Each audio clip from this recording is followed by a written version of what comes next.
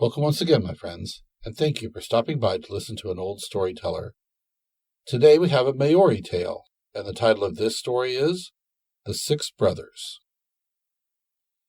In the beginning, so the ancient stories say, the land was dark.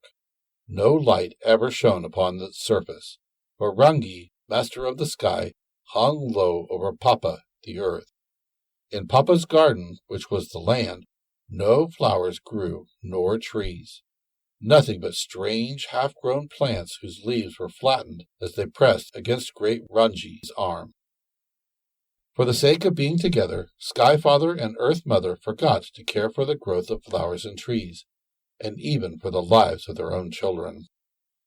In the low, dark garden lived 6 sons, knowing nothing of the light, but wondering much what lay outside, and longing as they grew to stretch themselves and stand upright. Once Rangi lifted up his arms, and for a radiant moment the light streamed in. "Oh, what is that?" the brothers asked. "It is nothing but the light," said Rangi. He dropped his arms again, and darkness fell.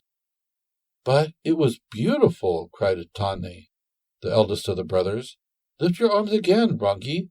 Let us look at this wonderful thing you call light." "No, no," cried Rangi. "Be contented as you are." But the brothers were no longer contented. They began to make plans for letting in the light. "Our home would grow beautiful," says Tane, "and besides, we could see to move about." "If Rangi would but move and give us room, we could stand upright," says Tu, the next in age. "Let us ask him," said the rest. They begged Rangi to give them light and room, but he would not move. "No," he said, "I am happy here. My place is near the Earth Mother." Many times they asked, but each time he refused. The brothers grew angry. "Kill him," said Tu, who was the fiercest. "Push him up," said Tane. "Leave him alone," said Tahiri. For a long time they argued. At last they decided that each brother should try to push him up out of the way. "I will try first," said Rongo. He pushed with all his strength, but he could not move the great Rangi. Haumea tried, and Tangaroa, and Tu, but none of them could move him. Now Tane put forth all his strength. Pushing with both hands against Rangi's mighty chest, he raised him slightly from his resting place. "Ah, the light, the light!" cried the brothers. "Push, Tane, push harder yet."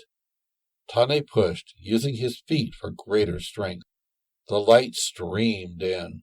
Higher and higher rose the helpless sky giant. The Earth Mother wept aloud as Rangi was torn from her. Tane, resting a moment from his labors, heard an answering cry from above.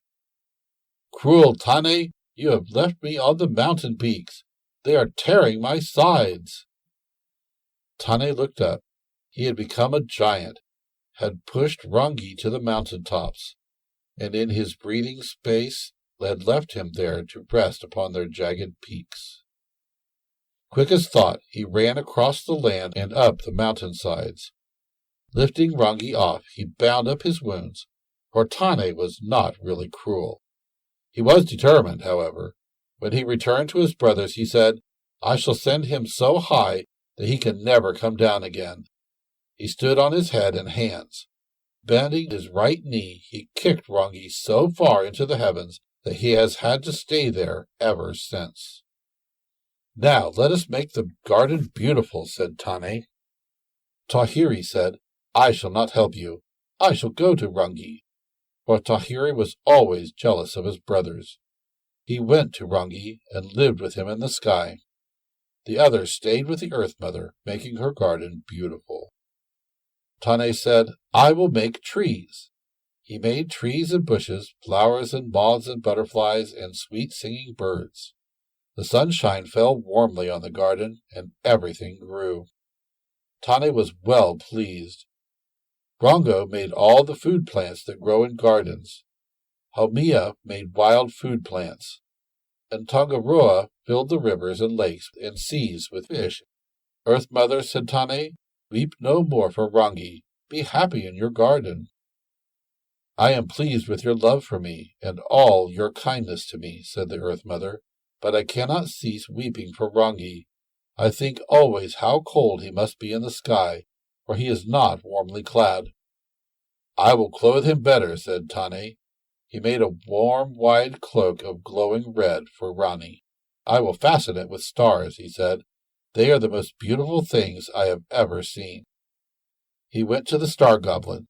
Give me stars for Rangi's cloak, he begged. The Star Goblin said, They lie on a mountain at the end of the sky. You must take a long and dangerous journey to reach them. I will go, said Tane. It was indeed a long and dangerous journey, but Tane was not afraid. He strode gaily over the mountain tops and through the wild, dark lands of night, coming at last to the mountain at the end of the sky. Here he found the gleaming stars piled above the precipices. He gathered a number of the largest and brightest and took them back with him.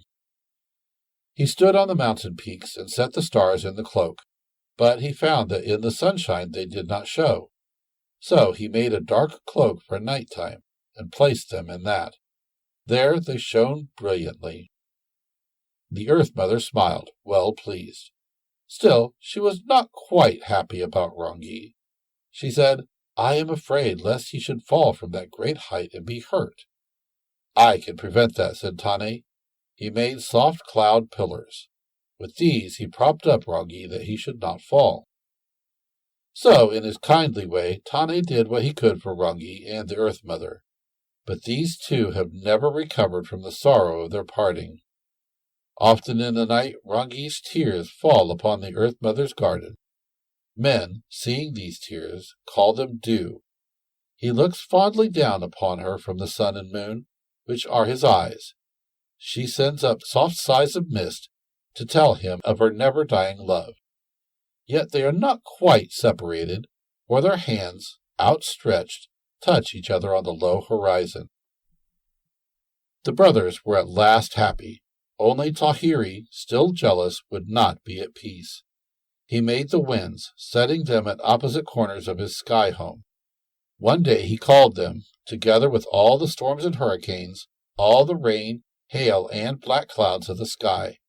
Sweeping down through the air with these terrible helpers, he fell upon Tane's beautiful trees, beating them to the ground.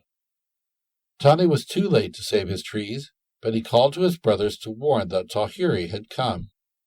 Rongo and Hobia, in their fear, changed themselves into roots and hid in the garden.